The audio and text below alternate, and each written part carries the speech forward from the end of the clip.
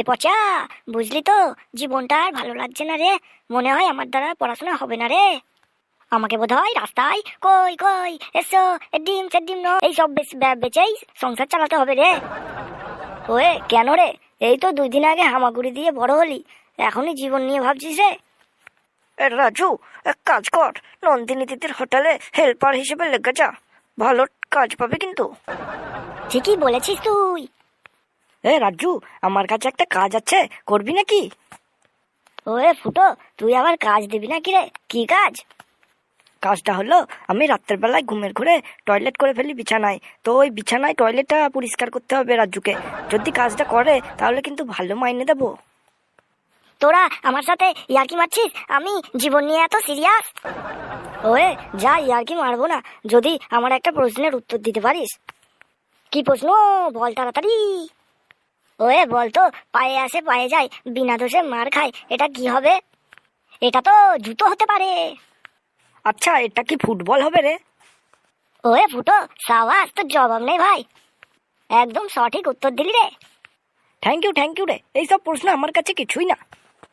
এই চুপ চুপ, ওই দেখ পরিবেশ স্যার আসছে।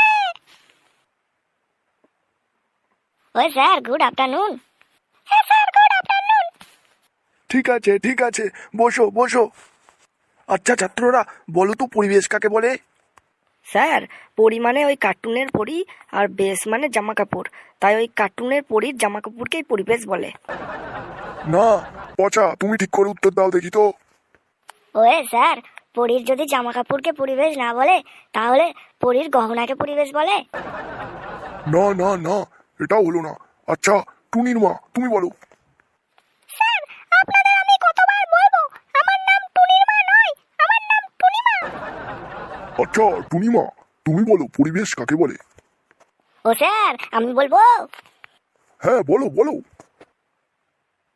স্যার, আমাদের চারিদিকে গাছপালা, পশু পাখি, পাহাড় পর্বত, নদী নালা, জঙ্গল, হাতা খুন্তি, ইট কাঠ, তারপর ব্যাগ, জুতো, বই, খাতা, পেন, টেবিল, চক, ডাস্টার, তারপর ছাতা, তারপর বেঞ্চি, তারপর জুতো, বুট, তারপর হচ্ছে খুন্তি, দরজা, জানলা, তারপর আম গাছ, জাম গাছ, কাঁঠাল গাছ, লিচু গাছ, নারকেল গাছ, তারপর হচ্ছে কি যে নর্দমা, নর্দমা, তারপর হচ্ছে কি যে বাথরুম, তারপর পায়খানা, তারপর কল, তারপর হচ্ছে কি যে উঠোন, তারপর হচ্ছে কি যে রান্নাঘর, খুন্তি, এইসব নিয়েই হচ্ছে পরিবেশ। হ্যাঁ, তুমি এটা পরিবেশের সংজ্ঞা দিলে নাকি গালাগালি দিলে কিছুই বোঝা গেল না। ওয়ে স্যার, রিসি করতে যাব? এই বেয়াদব, হিসি আবার কি? অভদ্র একটা, বলতে পারছো না টয়লেটে যাব? না, আমি যেতে দেবো না।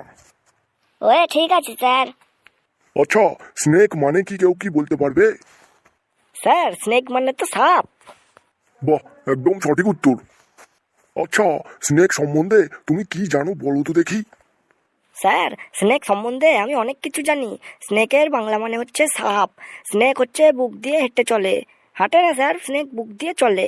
স্নেকের গা খুব ঠান্ডা হয়, আর স্নেক স্যার অনেক আওয়াজ করে, আর আমরা খুব ভয় পাই স্নেক দেখে। ছোট্ট ছোট্ট বাচ্চারা স্নেক দেখে খুব ভয় পাই স্যার। আর আমাদের পাড়ায় যখন স্নেক সাপ খেলা দেখাতে আসে, তো আমরাও খুব ভয়ে মরে যাই। লাস্টে সাপগুলো কি ভয় দেখায় স্যার, গলায় পেঁচিয়ে দেয় জানেন। এই পচা, হিস হিস করছো কেন? বললাম তো তোমাকে আমি বাইরে যেতে দেবো না।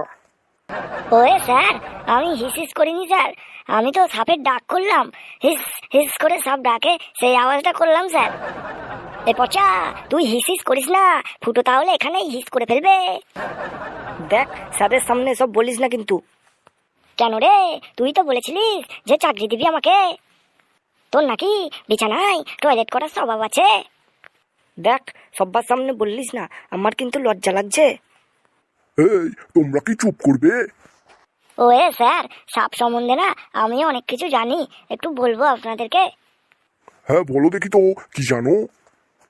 ওয়ে স্যার, একটু আগেই তো বললাম সাপের ডাককে হিস হিস বলে, কিন্তু এটা জাতা সাপের ডাক নয়, এই ডাকটা হচ্ছে চন্দ্রবোড়া সাপ। মানে চন্দ্রবোড়া সাপে খুব আওয়াজ করে। আর এবার হচ্ছে গোকরা সাপের ডাক, ফস ফস, এটা হচ্ছে গোকরা সাপের ডাক, এটাও খুব খতরনাক স্যার। আমি কিন্তু সাপ সম্বন্ধে জিজ্ঞাসা করেছি, সাপের ডাক সম্বন্ধে নয়। আচ্ছা স্যার, আমার একটা প্রশ্ন আছে, যে পৃথিবীর সব থেকে বড় সাপের নাম কি? ওরে ফুটো, তুই এটা জানিস না? অ্যানাকোন্ডা রে। এই পচা, উত্তরটা যখন তুমিই দেবে তাহলে তুমিই দাও। আমি 40 ক্লাস থেকে। তোমাদের পড়ানোর থেকে গরু ছাগলদের পড়ানো অনেক ভালো। এই যা, স্যার তো চলে গেল। ওয়ে, স্যার তো চলে গেল, কি হয়েছে? তো বন্ধুরা, তোমরা কোথাও যেও না, চ্যানেলের সব ভিডিওগুলো দেখো দেখো, পেট ফেটে যাবে হেসে হেসে। তাহলে চলি আজকের মতো, টাটা। আর হ্যাঁ হ্যাঁ হ্যাঁ, সাবস্ক্রাইবটা করে যাও।